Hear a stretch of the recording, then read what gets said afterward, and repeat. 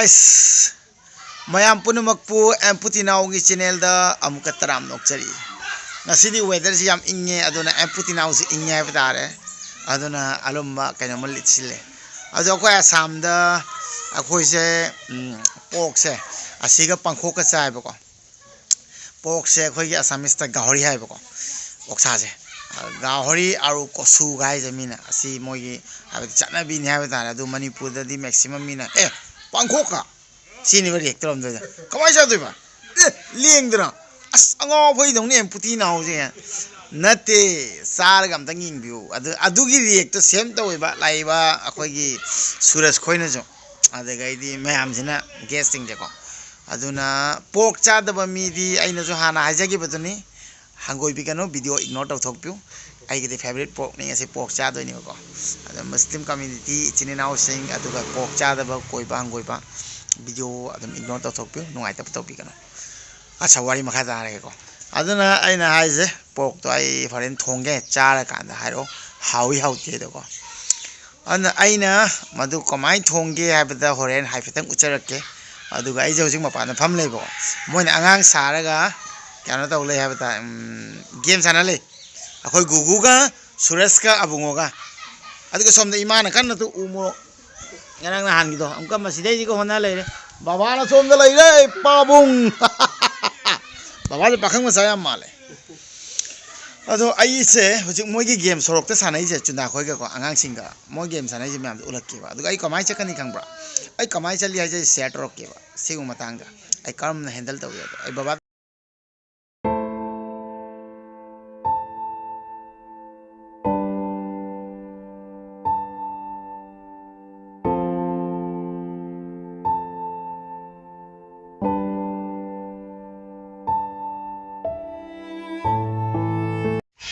na imana pahele ai si sloping ga kumda ge kom na tak tak se kumda ge no ai adu ga adu le tumai ma adu sai na ha ka pai ma sai hai Suraj sai ka thau le moi myam dam to lo tau ni ni ma oi la ya le pa ko khek na ba hore oksa gi tau yo ni nam ji ma sam de pangkok vai solo gi thang poro thang masam poro thang sida le hobuni go adugi ungo khabam do ma sai de na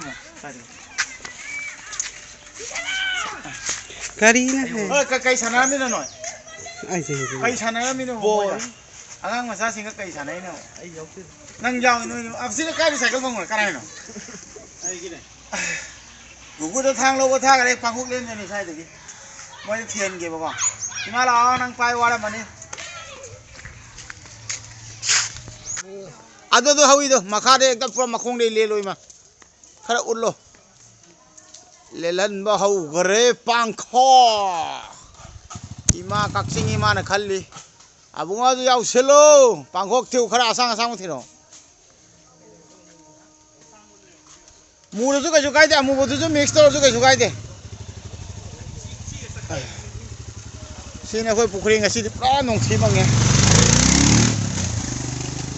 khoi yok chak phan pa le mem yok chak phan pa le se natra Suraj khoi de sinju khar khar cha ba ya re hai baru yam di tung ri ko adum khar khar hai ta tang tung bo wal use yam tai lam nganu ngatan fajabani ko ufang da ni huji kana tra si mu che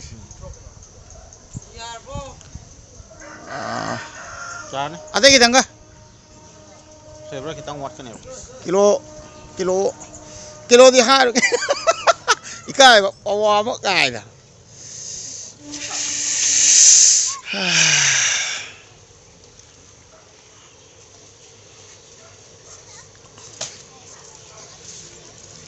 yani ima kai ma chaning ngari khitang chai hai bani ima ju yam pam je bani pangkok pa aduna khitang yengo khitang hen maduna mama gi thongbi ase yani yan okay la ꯄꯥꯡꯈꯣꯛꯁꯦ ꯈꯤꯇꯪꯒ ꯌꯥꯝ ꯀꯜꯂꯤꯕ ꯁꯥꯗꯕꯨꯗꯤ ꯍꯥꯞꯄꯅꯤꯕꯀꯣ ꯑꯣꯛꯁꯥꯗ ꯑꯗꯨꯒ ꯈꯔ ꯂꯦꯝꯍꯧꯕꯗꯨꯅ ꯃꯃꯥꯒꯤ ꯑꯇꯣꯞꯄ ꯏꯟꯖꯥꯡ ꯊꯣꯡꯅꯕ okay ꯇꯥꯔꯅꯤ ꯑꯗꯨꯗꯤ ꯃꯥ ꯑꯣꯀꯦ ꯐ꯭ꯔꯦꯁ ꯑꯩꯈꯣꯏꯒꯤ ꯕꯔꯀꯨꯂꯥ ꯃꯅꯤꯄꯨꯔꯤ ꯒꯥꯎꯒꯤ ꯄꯥꯡꯈꯣꯛ ꯃꯗꯨ ꯆꯥ ꯅꯣꯏ ꯂꯣꯏ ꯏ ꯊꯥꯡꯉ ꯆꯠꯇ꯭ꯔꯣꯕꯅꯤ ꯏ ꯊꯥꯡꯉ ꯆꯠꯇ꯭ꯔꯣꯕꯅꯤ ꯑꯕꯨꯡꯉꯣꯁꯦ ꯏ ꯊꯥꯡꯉ ꯆꯠꯈ꯭ꯔꯗꯕꯅꯤ ꯆꯥꯈꯤꯕꯒ ꯀꯛꯆꯤꯡꯗ ꯆꯠꯂ ꯏ ꯕꯣꯇꯣꯜ 5ꯃꯨꯛ ꯄꯤ ꯌꯥꯅꯤ ꯅꯪ ꯄꯦꯁꯦꯟꯁꯤꯡꯗ ꯑꯗꯨꯒ kari hayo? kumdaba injang injang Ora yana kai nyang kai kumde kai. kumbi kai gino habani Ha? Kare ko. Jasilo.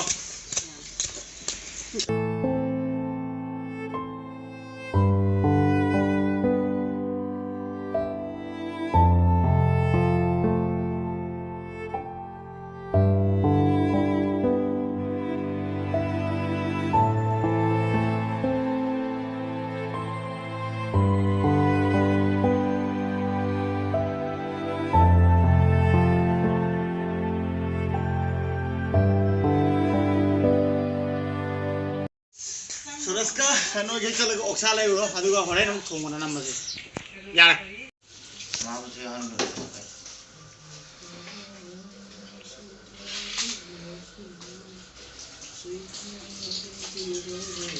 yare Mamana mo sa to kaya halo.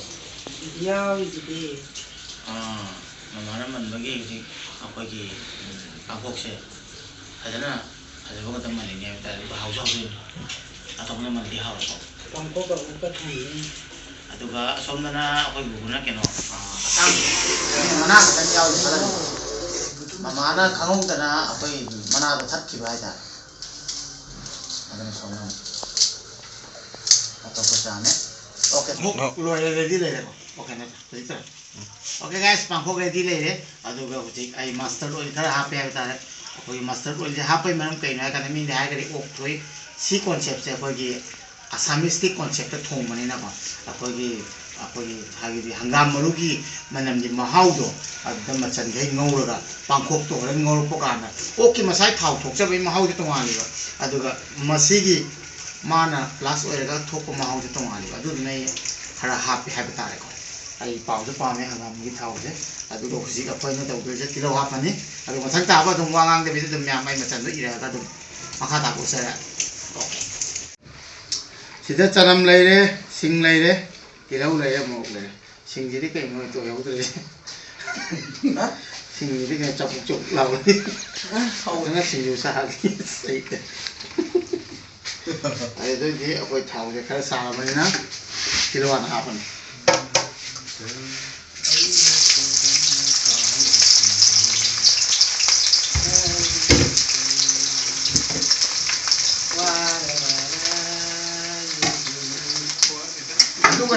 Masih ngau bodoh kalau mana ya sesuatu loh nih. Masih ngau bodoh kok. Aku itu sungai apa? Macan sungai apa itu? Macan itu masalah itu sungai apa itu? Kau ini level je. Kau ini red chili apa kali macugi? Aduh, kau ini natural level nanti apa taruh organik atau level apa? Kau samro ya apa nih? Samro itu kalau lagi jadi sih kau white coriander kalau apa nih? Aduh, kau ini pakai apa? Mau akan mau kalau apa kan? Aduh betul betul yang mengata aku cakap ya, aku ini inau personal ni, apa sana? Masih boleh juga, ayam masih juga hapser ni, yang simple ni, tanam gara apa ni, singgara apa ni, kita ngang bukan ngai betul ni, kita ngang bukan ngai betul macam ni tu. Tanam je, bapa mui ni dia awal yang macam ni sugar eh.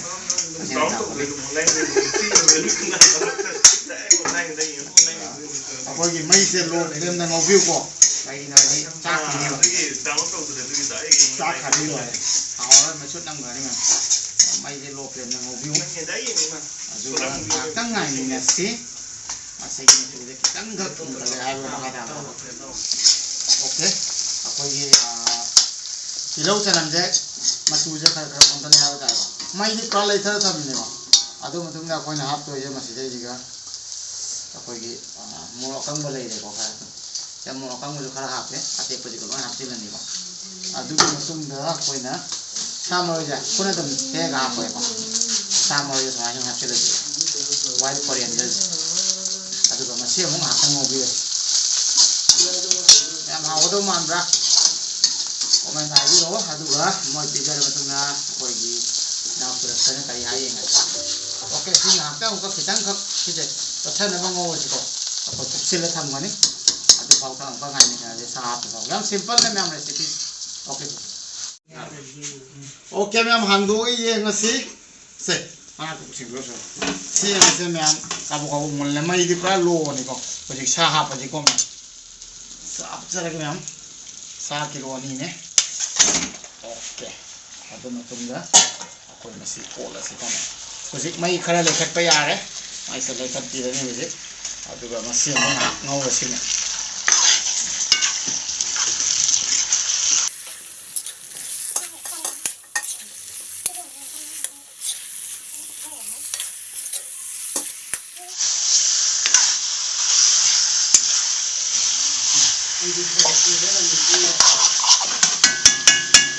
aduh ngakuk sih oke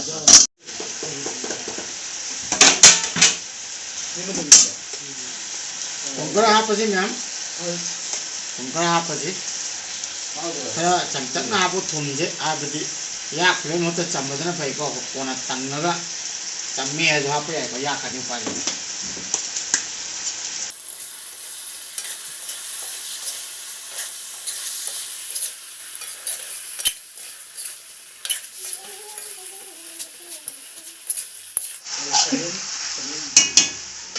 okay red chili machu chili dong kana ko duka red chili je ai sena kata lagi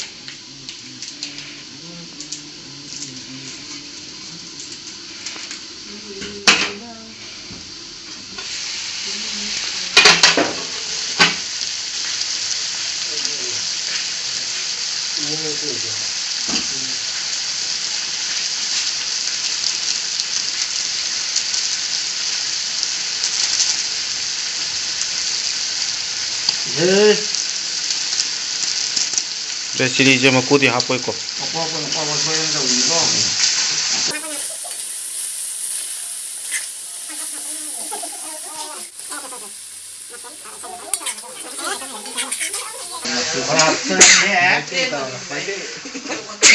Sukhara apa sih kok? Dia dah tegam tu pun ikan mana mungkin mana. Kenai mana tu banyak pun ikan. Kuat tidak halal. Apa sih ni? Kalau itu. Kita ada yang ikan mana mungkin kita boleh.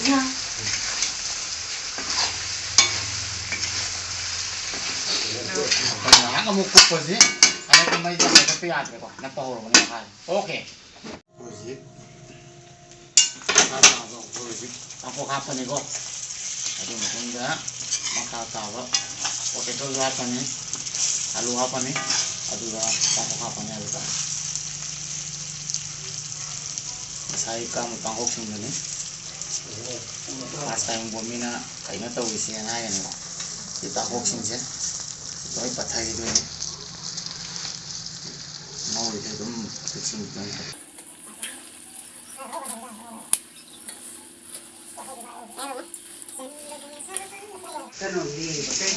Semua itu. Apa? Semua itu. Alok.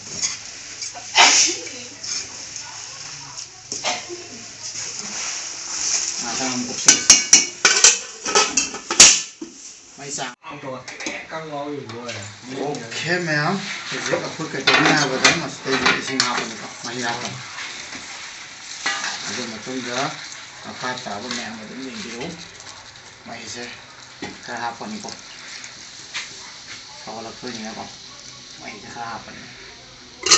Uji macam dah. Uji mahise alo bisa thakal ni. Aku ni ma'am ada biang aja sih. First time orang mana?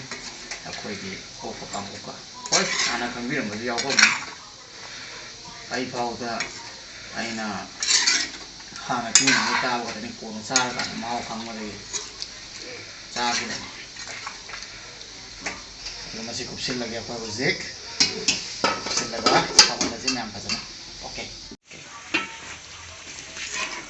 Ma'am see ready हो रहे लोई तुम्हारा saga flavour चंग है ma'am सीनी ये final ने समाई तौरगा ma'am तंग जुम ट्राई तौबी येंगो अदो मतुंग जा मैम जो मागे फ्लेवर दो करम तौ खंबी गनी फिनिश होया से ओके से चले ओके मैम रेडी हो रहा है आई हुजिक सुरस्ता मतुंग मो पिजेरगा समाई तौबी okay give me one plate please plate dong kilo plate masam deh oh kena aja kena payor oh tadi kita ingin tanya entah anak lah thok perut kes oke itu di ai suresta matung mata halaga yenge atu ka kamai ka ye oke suresta halaga hanga se kamai ka ye Ada saya lagi yang